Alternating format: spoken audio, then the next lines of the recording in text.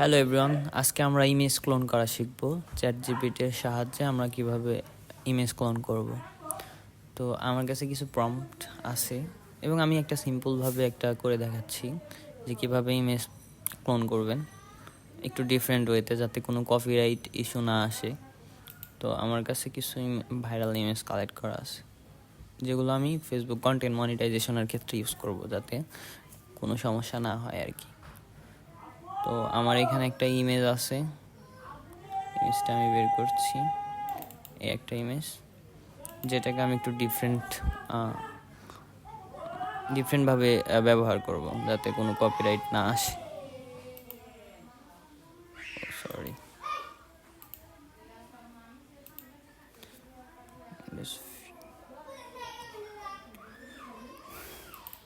আমি এখানে just simple একটা প্রম্পট দিছি।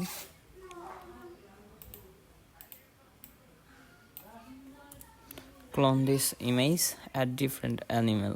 তো আমি রিয়েল ইমেজটা দেখাই যে কীরকম আছে।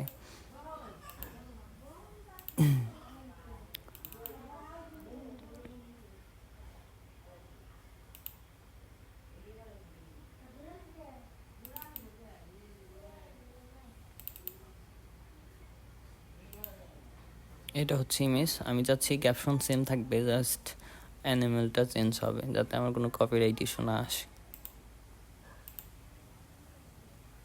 তো আমি এখানে আছি, তো এখন প্রম্পটটা দিব। আচ্ছা, ইমেজ জেনারেট হচ্ছে।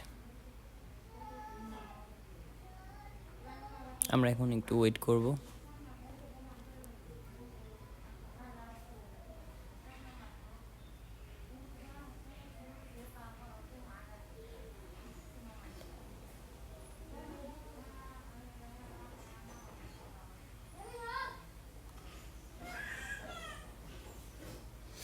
প্রায় হয়ে গেছে।